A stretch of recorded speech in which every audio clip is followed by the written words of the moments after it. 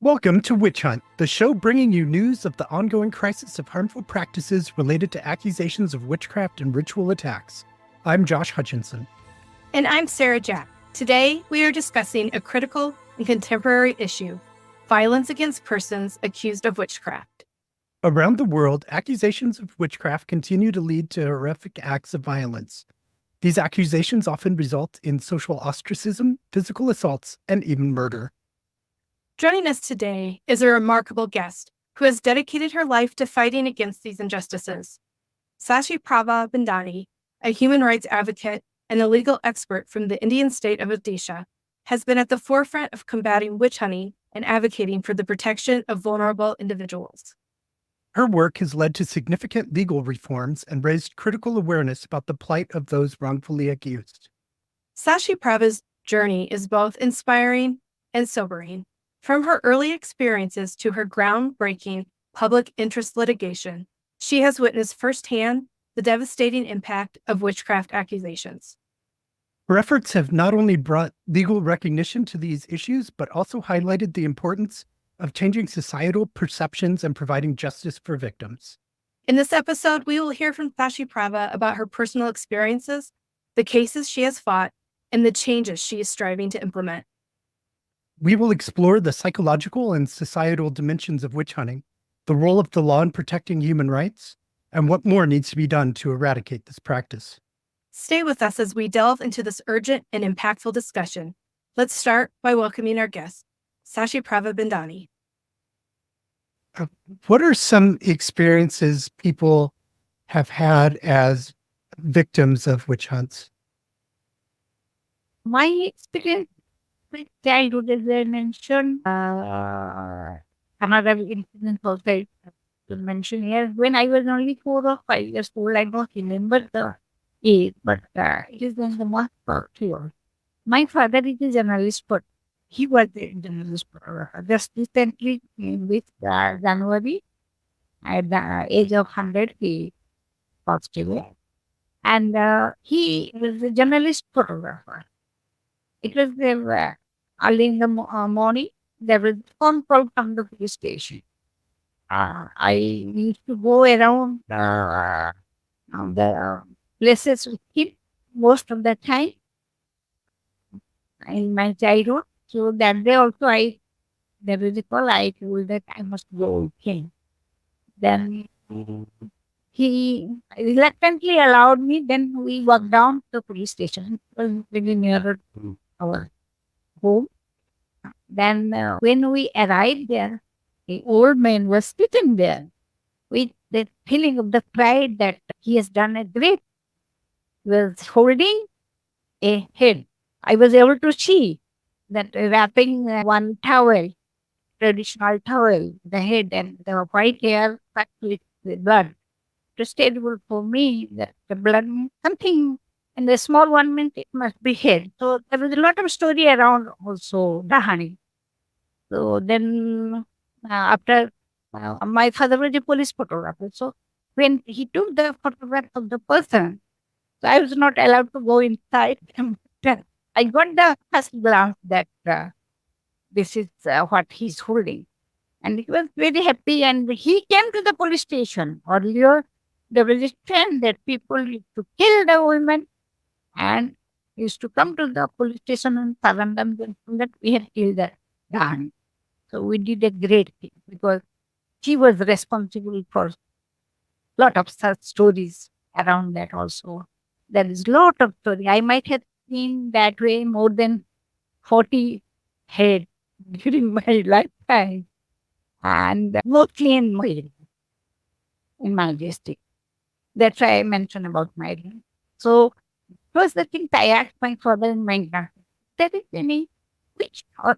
It was not a witch. I'm not saying witch.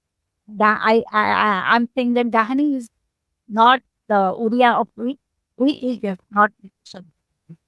Okay. Then when I asked, no, there is no such thing. So people think they used to accuse most women as done. Still it is not there. So that was the thing in me came from my father and grandfather. Oh, there's no such thing. Oh. My makeup fine.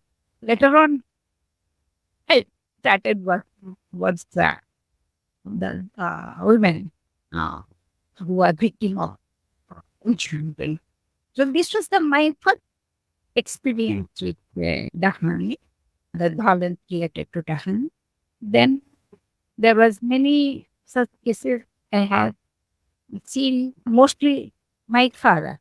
He used to go and take them.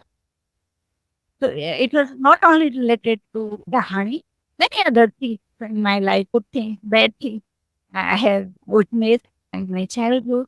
And then later on, this after the filing of the now before the filing of the thesis, I have went through my special migrant.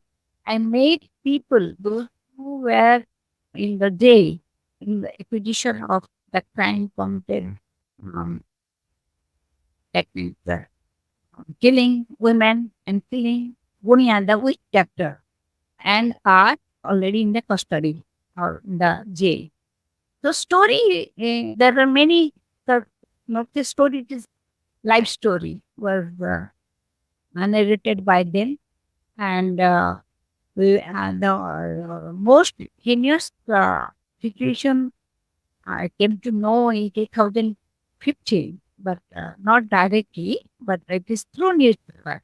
Later on, all the cases was through newspaper, or I used to talk to people, or I can meet some people, but I cannot just disclose their identity. Then through newspaper, then I have interacted with them. It was not public meeting. I have made them in isolation because to keep their interview with me confidential. The people minds are always prejudiced minds, so I have never exposed them with the story, with their story. So, but one thing has happened that was terrible for me, that it is not only in the rural state people used to allege women as Dahani, but alleging women in different way. So that crime has the alleged crime different cases. I can say one example. It is not an example. It is that people's life story. That is where when that is the last part of 2008, after my interaction with people in that is called Fulbani. I was working in Fulbani, where in 2007 8, the violence related to communalism was in a very bad state. But I'm not using now that communalism one, because also alleged crime, women. So women always women are victims of any such situation. When suppose something is happening in the community, it turns to the women who used to give support community during the necessity, especially when the women and children they get sick. So these are the women who provide the knowledge for that is you can say indigenous knowledge, knowledge which has come from to them from generation. So in another district, adjacent to that Fulbani, the two women of a family were alleged to be Dahani because they were having that they are very much popular among the community, and the lady, one of the lady who was tested to be the leader in the panchayat community level. That is panchayat is for taking some villages together. Okay, one of the unit. Then blocks, village, panchayat, then block. So she wanted to be the head of the panchayat.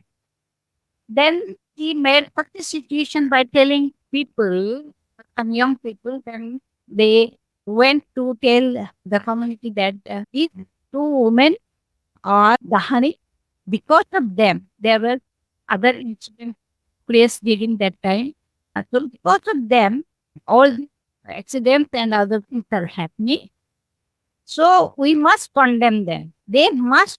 admit themselves that they are Dahani. They made them naked. They made them publicly. They make them to parade, and they put black and white on their body and saying that until unless you admit that you were the Dahani, we will not give you. By coincidence, one of their nephew was in the police, so he came to rescue these two ladies, saying that okay, I'm arresting them. It was in 2010, in November, right? In 2010 now. I'm arresting them, and so I'm taking them as a son. Yes. Later on, I made them both of this lady, their husband.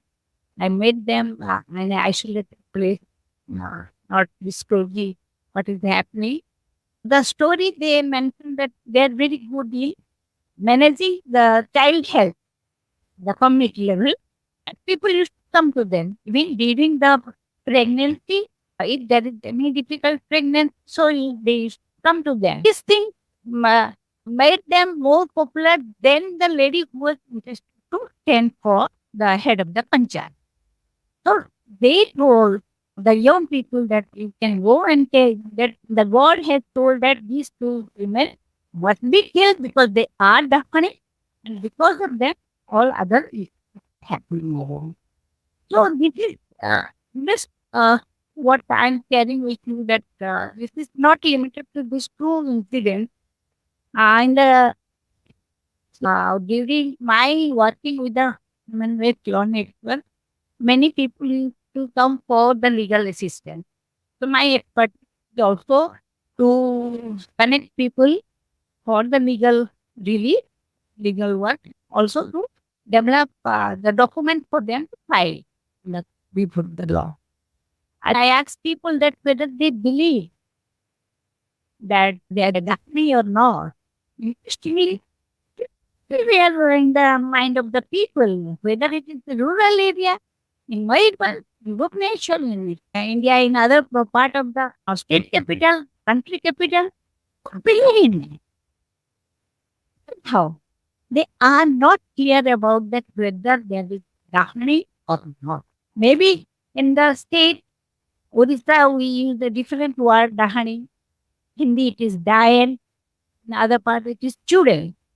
The thing is that still in the mind of the people that they believe that women are having such lot of confusing stories in their mind. Somehow they are not clear about whether there is Dahani or not. That's why my blog, I launched this blog saying that there is no Dahani. No woman is Dahani. Alleging women as Dahani is a crime punishable under law because we have the legislation. So this is one thing to prevent this thing, that putting this thing in the mind that there is the law, we cannot say women is Dahani. It's just a beginning. And my advocacy there is I'm trying to say that if you believe that there is no Dahani, then join with. It's also another type of experiment with the people's mind, making it public and inviting public opinion that if you believe that the women are not Dahani, then join your voice, add your voice to her. Bhamati Rostaro. So it is already 2.5 years. It was last on 19th of December 2021. Until that, the response, within that period, I might have texted more than 1,000 emails, more than that way, hundreds of what to people asking this question. There is no done. If you think that there is no done, it's aid your voice. Still think there is done.